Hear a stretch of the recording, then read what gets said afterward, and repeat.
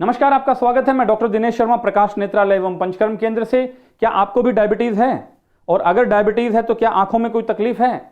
देखिए, अगर 10 साल से पुरानी डायबिटीज है तो चाहे आंखों में तकलीफ हो या नहीं हो, इस बात की 80% संभावना है कि आज नहीं तो कल रेटिना में नेगेटिव चेंजेस आएंगे जो विजन को, देखने की क्षमता को बहुत बुरे तरीके से प्रभावित कर सकते हैं। इसी डिजीज को डायबिटिक रेटिनोपैथी बोलते हैं। मैं आज के वीडियो में आपको बताऊंगा कि डायबिटिक रेटिनोपैथी से कैसे बच सकते हैं और आयुर्वेदिक ट्रीटमेंट से हम इस बीमारी का कैसे उपचार भी कर सकते हैं। पहले डायबिटीज के बारे में तो हम सब जानते ही हैं। हमारे बॉडी के अंदर उपलब्ध पेनक्रियाज जो ग्लैंड है, उससे इंसुलिन नाम के हार्मोन का सिक्रेशन होता है। कई दफा इंसुलिन का सिक्रेशन कम होता है तो बॉडी ग्लूकोज के लेवल को पूरी तरह से एब्जॉर्ब नहीं कर पाती, एक लेवल मेंटेन नहीं कर पाती, या फिर इंसुलिन का सिक्रेशन तो सही हो रहा है लेकिन जो ग्लैंड, जो हमारी बॉडी के टिश्यूज हैं, उस इंसुलिन का उपयोग करके चीनी के स्तर को, शुगर के स्तर को ब्लड से कम नहीं कर पाते। तो अंततः क्या होता है कि ब्लड के अंदर शुगर का लेवल एक डिजायर्ड लेवल से ज्यादा हो जाता है। जब ये शुगर का लेवल ब्लड में बढ़ा रहता है और लंबी अवधि तक ये फ्लक्चुएट करके एक हायर रेंज में रहता है, तो उसकी वजह से सबसे जो बुरा प्रभाव पड़ता है हमारे शरीर की खून की नसों पर पड़ता है। खून की नसें उस बढ़ी हुई शुगर के लेवल की वजह से कमजोर होना शुरू हो जाती हैं और उस कमजोरी के कारण क्या होगा, आप जानते हैं कि एक कमजोर चीज में जिसके अंदर ब्लड फ्लो कर रहा है, कभी भी थोड़ा ब्लड का प्रेशर बढ़ा, कोई झटका लगा, दबाव आया, तो वो प्रेशर सहन नहीं कर पाती और उसमें से ब्लड लीक करने की टेंडेंसी शुरू हो जाती है। ये जब रेटिना के लेवल पे होता है, रेटिना की जो खून की नसें इस दबाव को सहन नहीं कर पाती और उसमें से ब्लड लीक करने लग जाए, तो हम इसको डायबिटिक रेटिनोपैथी के नाम से जानते हैं। ये एक पैथोलॉजी है। दूसरी दफा एक और कंडीशन में क्या हो सकता है कि बढ़ी हुई शुगर, ब्लड में जो ग्लूकोज का लेवल, शुगर का लेवल जो बढ़ गया है, उसके कारण रेटिना की जो बारीक खून की नसें हैं उसमें कई दफा ब्लॉकेज भी हो जाती है। तो एक ह्यूमन टेंडेंसी है, हमारी जो ह्यूमन मशीन है उसकी एक सेल्फ हीलिंग मैकेनिज्म है। तो हमारा बॉडी क्या सोचेगा कि ऑक्सीजन की जो कमी रेटिना को हो रही है ब्लड वेसल्स में ब्लॉकेज होने की वजह से, तो वो बाईपास में कुछ और अनयूजुअल नई ब्लड वेसल्स की ग्रोथ करानी स्टार्ट कर देगा कि ज्यादा ब्लड की जरूरत है यहां पे, तो नई ब्लड वेसल्स को बॉडी ग्रो कराना स्टार्ट कर देता है। इसको बोलते हैं हम नियोवस्कुलराइजेशन।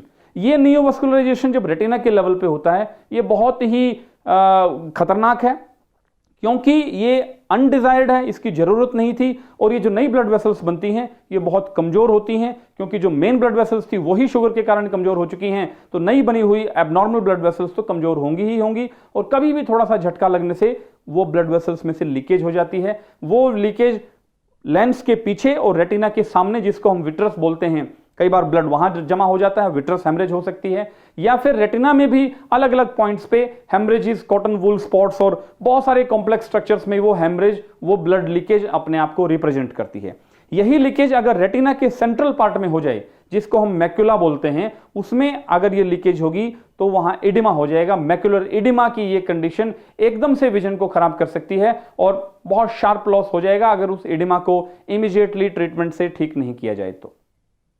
कन्वेंशनल साइंस के अंदर ये जो लीकिंग ब्लड वेसल्स हैं उनको ठीक करने के लिए कुछ लेजर ट्रीटमेंट्स का इस्तेमाल करते हैं। अगर मैक्युलर एडिमा डेवलप हो गया है तो वहां पे एंटी वेजेफ थेरेपीज का इस्तेमाल करते हैं, जिसमें कुछ इंजेक्शन ट्रीटमेंट्स हैं, अवास्टिन, लुसेंटिस, एसेंट्रिक्स, ऐसे बहुत सारे इंजेक्शंस आप जो डायबिटिक रेटिनोपैथी से पेशेंट पीड़ित हैं वो जानते भी होंगे, उनको शायद उनके ऑप्थेल्मोलॉजिस्ट ने बहुत सारे इंजेक्शंस दिए भी होंगे। ये इंजेक्शंस देना जरूरी है उस कंडीशन में जहां पे इमरजेंसी की सिचुएशन है। मैक्युलर एडिमा एक रिकरेंट कंडीशन है, एक बार एडिमा हुआ, आपने एक इंजेक्शन लिया और उस इंजेक्शन की वजह से वो एडिमा सबसाइड भी कर जाएगा, आपकी प्रॉब्लम सॉल्व भी हो जाएगी, लेकिन वो एक टेम्परेरी फेज है। तो कुछ ही समय के बाद जैसे ही दवा का इंपैक्ट खत्म होगा, बॉडी की पैथोलॉजी वापस स्टार्ट होगी, तो फिर से मैक्युलर एडिमा की कंडीशन बन जाएगी एंड सो ऑन। ये एक बड़ा ही रिपीटेड प्रोसेस है। हमने अपनी प्रैक्टिस के अंदर ऐसे भी पेशेंट्स देखे हैं जिनको 30-30, 35-35 इंजेक्शंस एक आंख में लग जाते हैं, लेकिन डिजीज में स्थायी समाधान नहीं मिलता। देखिए, लेजर ट्रीटमेंट हो, चाहे वह एंटी वेजेफ, अवास्टिन, लुसेंटिस, एसेंट्रिक्स और हाइलिया के इंजेक्शंस हों,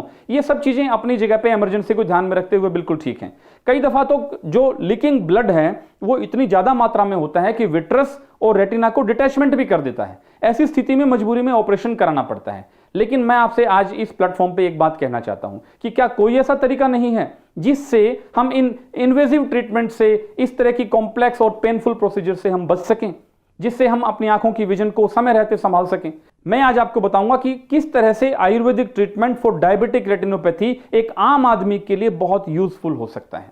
डायबिटिक रेटिनोपैथी के ट्रीटमेंट को जब हम समझते हैं तो पहले आयुर्वेदिक एस्पेक्ट से ये प्लान किया जाता है, ये समझा जाता है कि किस तरह के सिम्टम्स आ रहे हैं, डिजीज कौन सी स्टेज में है, इनिशियल स्टेज में, मॉडरेट स्टेज में, या बिल्कुल एडवांस लेवल पे जाके मैकुलर एडिमा और प्रोलिफरेशन की स्टेज, जो मैंने बताया था न्यूवास्कुलाइजेशन यानी कि नई ब्लड वेसल्स बनने की स्टेज, वहां तक पहुंच चुका है। उसी हिसाब से एक आयुर्वेदिक आई स्पेशलिस्ट ट्रीटमेंट के प्रोटोकॉल को डिजाइन करता है। जनरली एडवांस केसेस के अंदर पेशेंट को हॉस्पिटल में एडमिट होके नेत्र क्रियाकल्प और आयुर्वेदिक प्रोसीजर्स से गुजरना पड़ता है, जिसके अंदर नॉन इन्वेजिव और पेनफुल एक आयुर्वेद का ट्रीटमेंट प्रोटोकॉल है। जैसे उसमें नेत्रधारा हम करते हैं, उसमें takradhara is a very very important process, क्योंकि हम आयुर्वेद की भाषा में ये मानते हैं कि ये पित्त स्थान में कफ दोष की विकृति है। वात पित्त कफ को आप जानते हैं, कफ माने पानी, पित्त माने गर्मी और वात माने हवा। क्योंकि हमारी पूरी बॉडी इन बेसिक 3 एलिमेंट से बनी है, 5 बेसिक एलिमेंट से बनी है और 5 महाभूत से, ये 3 फिजियोलॉजिकल फैक्टर्स बनते हैं जिनको हम दोष कहते हैं, वात पित्त और कफ। आंख पित्त की जगह है, वहां पे कफ की अधिकता होने से इस तरह के डिजीज देखने में मिलते हैं। तो एक आयुर्वेदिक, ये थोड़ा सा टेक्निकल है, मैं सरल भाषा में अगर आपको समझाऊं, आसान भाषा में अगर आपको मैं समझाऊं, तो बॉडी में सूजन और गर्मी को हटाने वाले सारी औषधियां, सारी मेडिसिन का इस्तेमाल हम करते हैं, इंटरनल मेडिसिन के रूप में भी, आई ड्रॉप्स के रूप में भी, और जो एक्सटर्नल प्रोसीजर्स थेरेपीज की जाती हैं आयुर्वेद में, जिसका मैंने नाम भी लिया, नेत्रधारा है, तक्रधारा है, लेप अगर हमें कुछ लगाने हैं आंख में, तर्पण मेडिसिन हैं, तर्पण प्रोसीजर्स हैं, उन सब के अंदर उन दवाइयों का चयन करते हैं जो तिक्त कषाय रस हैं, जैसे नीम, जैसे पटोल, जैसे और भी आंवला, बहुत सारी दवाई, दूर्वा, ऐसी कई सारी चीजें हैं जिनको प्रोसेस करके एक आयुर्वेदिक ट्रीटमेंट प्रोटोकॉल के तहत पेशेंट की बॉडी के ऊपर अप्लाई किया जाता है। इन सारी मेडिसिन, ट्रीटमेंट्स और आई ड्रॉप्स को इस्तेमाल करने से जो हमने अपने अनुभव में देखा कि कैसे ये चीजें डायबिटिक रेटिनोपैथी के पेशेंट को हेल्प करती हैं, तो सबसे इंपॉर्टेंट चीज, पेशेंट की डायबिटीज को सपोर्ट करती हैं कंट्रोल करने में। डायबिटीज अगर कंट्रोल में नहीं है तो इन मेडिसिन का इस्तेमाल करने से एक बहुत अच्छा सपोर्ट मिलता है, जिससे कि फ्लक्चुएशंस बंद हो जाएंगी, ब्लड शुगर एक परफेक्ट कंट्रोल में आ जाएगी, ब्लड प्रेशर कंट्रोल करने में हेल्प करती है। तो 2 लेवल पे तो एक लॉन्ग टर्म प्रोटेक्शन और प्रिवेंशन मिलेगा ही मिलेगा। स्पेसिफिक अगर रेटिनोपैथी की बात की जाए तो लीकिंग ब्लड वेसल्स को ये नेचुरल तरीके से रिपेयर करती हैं। रक्त पित्त की हम इसमें चिकित्सा करते हैं। नाक से अगर ब्लड निकले तो जो ट्रीटमेंट है, आंख से जो ब्लड निकले जो ट्रीटमेंट है, ये काफी मिलती जुलती चीजें हैं।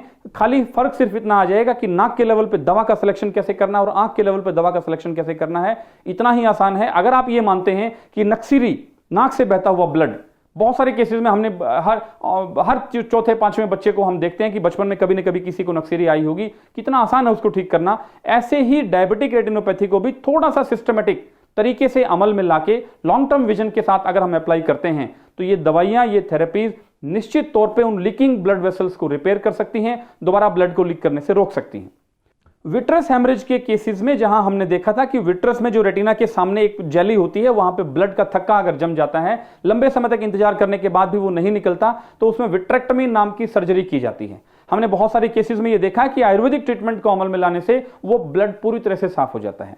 रेटिना में जो मैक्यूला के अंदर एडिमा आ रहा है वो एक रिकरेंट कंडीशन है। इमीडिएट एडिमा को एक इमरजेंसी कंडीशन है, उसमें इंजेक्शन ट्रीटमेंट्स कई बार मजबूरी में लेने ही पड़ते हैं, लेकिन वो एडिमा अगर होना ही बंद हो जाए तो, उसका रिकरेंस ही अगर बंद हो जाए तो इससे बेहतर कुछ भी नहीं हो सकता।